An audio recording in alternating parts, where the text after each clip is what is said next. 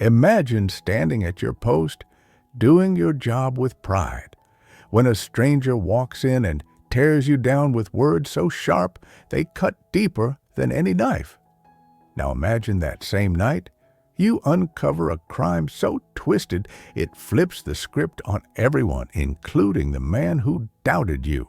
This is the story of a security guard who turned humiliation into heroism and a lunch that changed 2 lives forever. Stick around. You won't believe how it unfolds.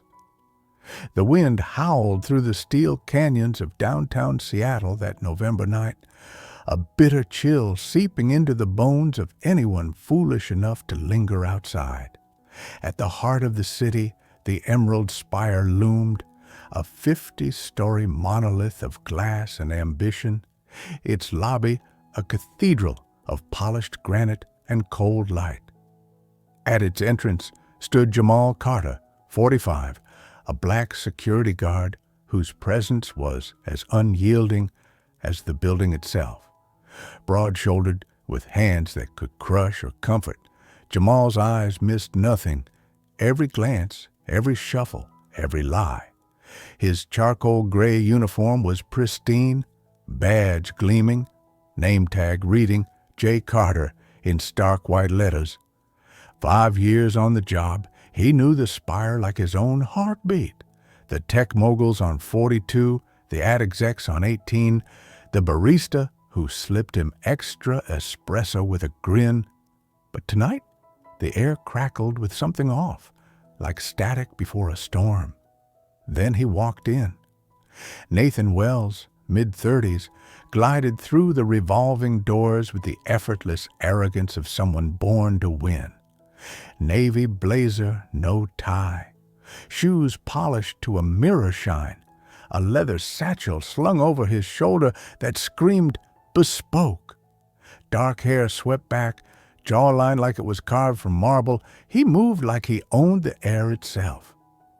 Jamal pegged him instantly, another startup hotshot, probably here to pitch to the venture capitalists on 38. He offered his usual nod, calm but firm. "Evening, sir. ID and appointment, please." Nathan froze, his gaze slicing through Jamal like a scalpel. "You're kidding, right?" His voice was smooth but laced with venom, a West Coast drawl sharpened by privilege. "Nathan Wells, for Cascade Ventures. I don't do gatekeepers." Jamal kept his face neutral, voice steady as bedrock. "Need to verify, sir. Building policy." He reached for the touchscreen at his station, fingers deliberate, ignoring the heat rising in his chest. Guys like this were a dime a dozen, entitled, itching to flex their power. Nathan laughed, a low, cutting sound that turned heads in the quiet lobby. "Policy? Come on, man, look at you." He stepped closer, smirking, his breath tinged with artisanal gin. "What are you, the bouncer for this place? They hire you to look tough or just to fill a quota?" He squinted at Jamal's badge, mocking. "Jake Carter, huh? You're out of your league here, buddy.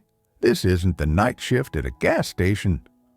The words landed like a slap, raw and deliberate. The lobby went still. Elena, the janitor pushing her cart, paused, her eyes flicking to Jamal with quiet concern.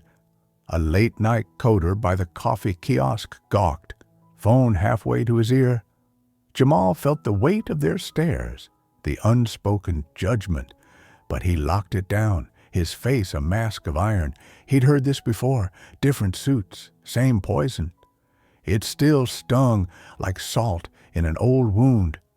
"ID, sir," he said again, voice low, each syllable carved from steel. Nathan's grin widened, savoring the moment. "Oh, you're a hard ass, huh?"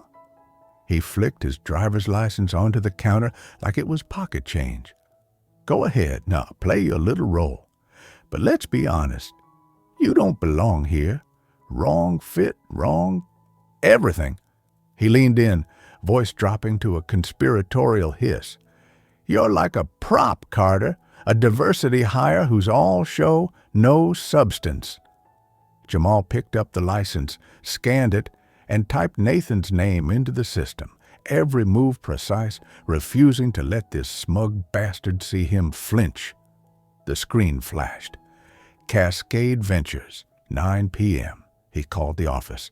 "Carter, lobby security. Nathan Wells here. Can you confirm?" A brief pause. Then a voice verified. Jamal hung up, slid a visitor badge across the counter. "Elevators to the right. Have a good night." Nathan snatched the badge, muttering, "What a joke," loud enough for Elena to shoot him a glare. He sauntered to the elevators, satchel swinging, already tapping his phone, probably texting some buddy about the overzealous guard. Jamal watched him go, jaw clenched. Nathan's words, wrong fit, diversity hire, burrowing deep. He exhaled slowly, forcing the anger down. Not here, not now. The lobby settled, but the tension lingered like fog. Elena caught his eye, shaking her head. "Idiota," she muttered, loud enough to coax a faint smile from Jamal. "You okay, amigo?" "Solid," he lied, sipping coffee gone lukewarm. He checked the security feeds, loading bay, parking levels, side entrances, all clear. But that gut feeling, that whisper of trouble, clung to him like damp wool. Maybe it was Nathan's venom still simmering, or the way he'd stared, like he was testing Jamal's breaking point. Whatever it was, Jamal stayed vigilant, senses razor sharp. By 10:30, the spire was a tomb. The coders, consultants, and creatives had cleared out, leaving only the hum of LED lights and the faint squeak of Elena's cart. Jamal made his rounds, boots silent on the polished floors, checking doors, fire exits, the works. The spire wasn't Fort Knox, but it was a treasure trove for the wrong hands. Crypto wallets and safes, servers packed with proprietary code, art installations worth more than most homes. Jamal had seen petty thefts before, a missing smartwatch, a lifted laptop, even a $20,000 sculpture swiped from a law firm's lounge. Small potatoes. But tonight felt different. Back at his post, he glanced at the visitor log. Nathan was still upstairs, his meeting dragging into the night. Then his radio hissed. Maria's voice, his partner on the graveyard shift, low and tense.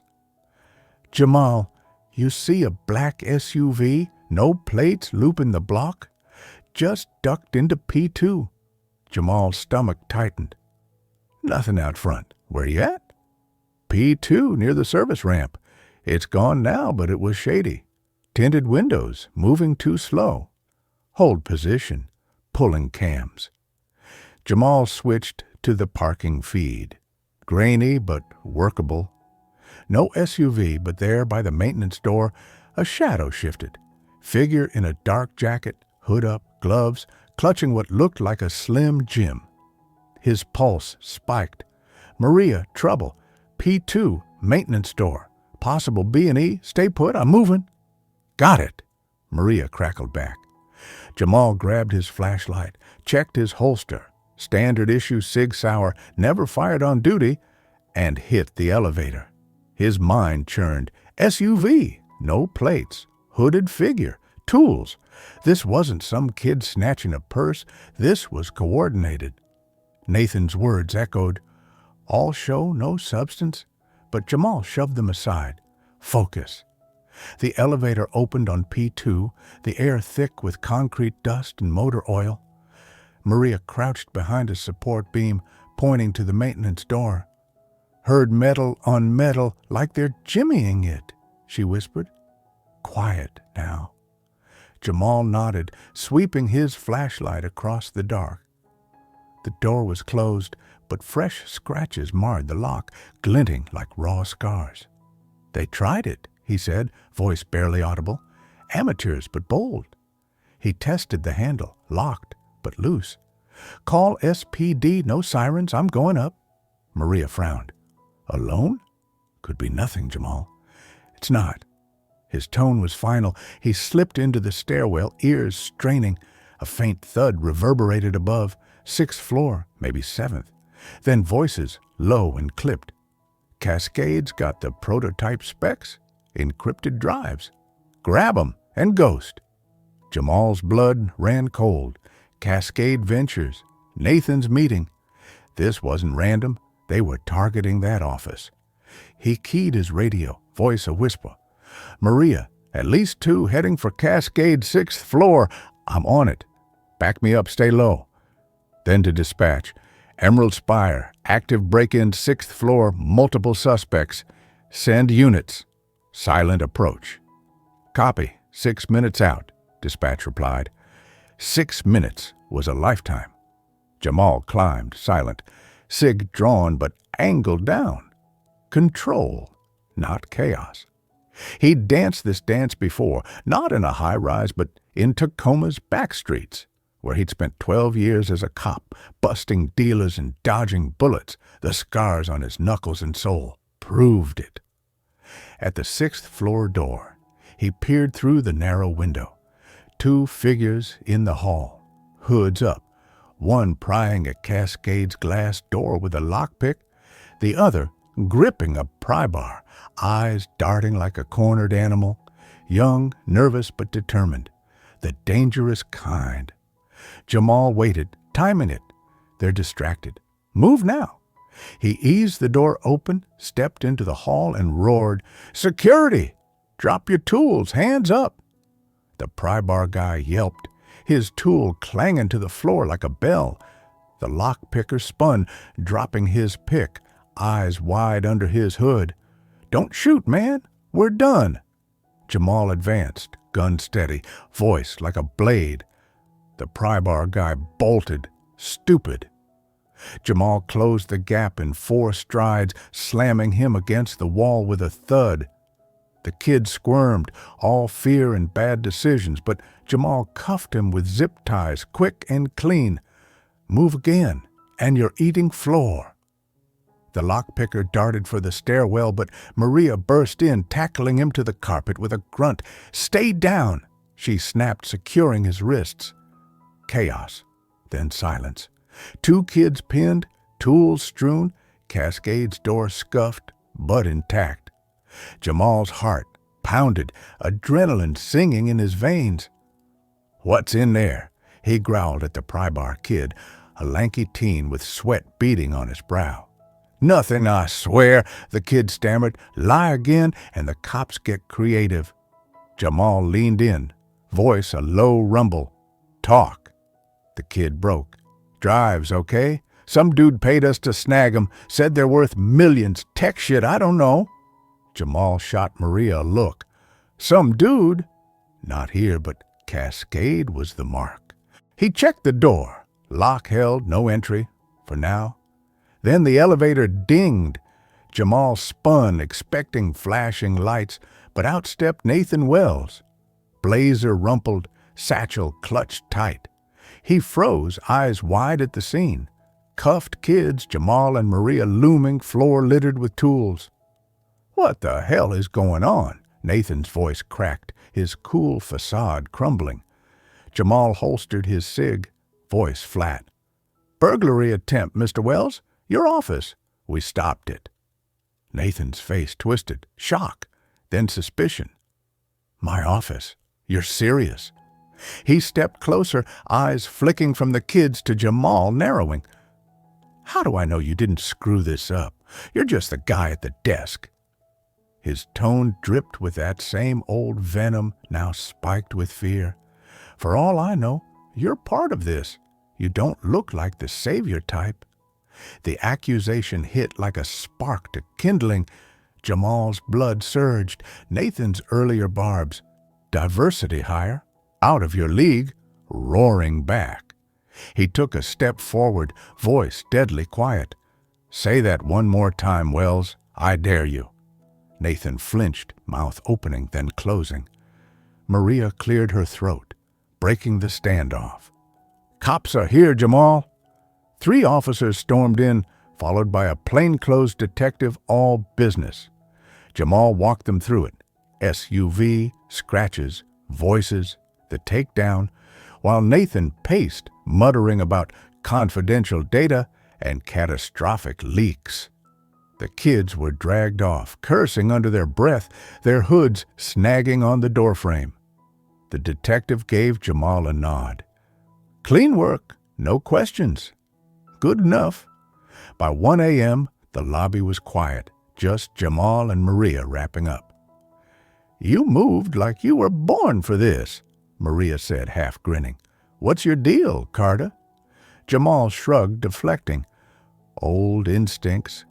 He didn't mention his years with Tacoma PD, the commendations for dismantling a carjacking ring, the undercover ops that left him with a limp on cold days. Here, he was just Carter, the guy who saw trouble coming. The next morning, the spire buzzed with rumors. Tenants whispered in the elevators.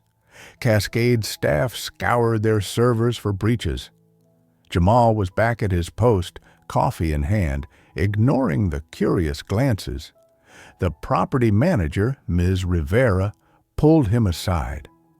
Jamal, you're a hero. Corporates floating bonuses, maybe a promotion.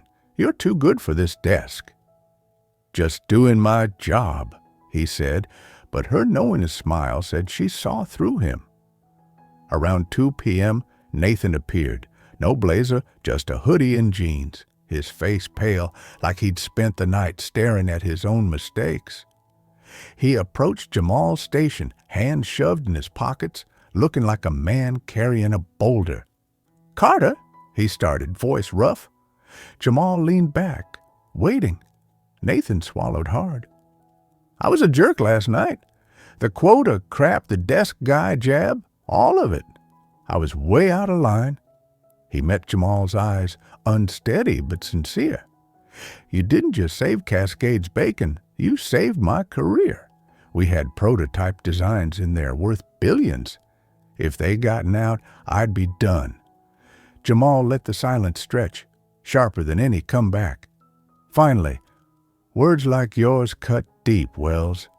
I've heard worse, but that doesn't make it okay. Nathan nodded. Quick. It's not. I get that now. Let me make it right. Lunch, my treat, you pick. Jamal studied him. He could have shut it down, let Nathan stew in his guilt. But there was something there, a flicker of real regret, a chance for something better. Tomorrow, 1 o'clock, the Rusty Anchor, Pike Place. Don't be late. Nathan exhaled, almost smiling. Rusty Anchor, I'm there. They shook hands, Nathan's grip firm, like he was holding on to something. As he left, Elena, mopping nearby, smirked. You're too nice, Jefe. Nah, Jamal said, just giving him a shot. Lunch was raw, real. The Rusty Anchor was a Seattle relic. Wooden beams, fish nets on the walls, plates piled with crab cakes and fries that tasted like the sea. Nathan arrived early, no phone, just a nervous energy. How'd you know those guys were trouble? He asked, picking at a fry. Instinct, Jamal said, sipping black coffee. You learn to feel the wrong vibe before it shows. Nathan nodded, thoughtful. You ever do more than this? Like detective stuff? Jamal hid a smile.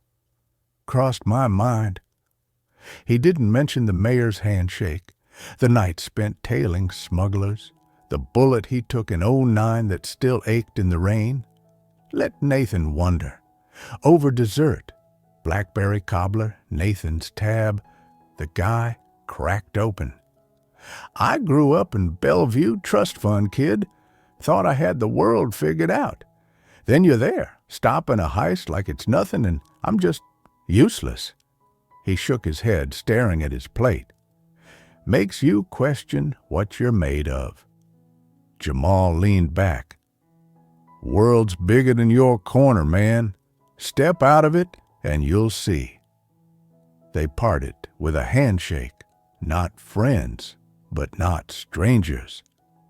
Jamal walked back to the spire, the waterfront air sharp and clean. The lobby felt lighter, Elena's grin wider, Maria tossing him a mock salute. He let it sink in.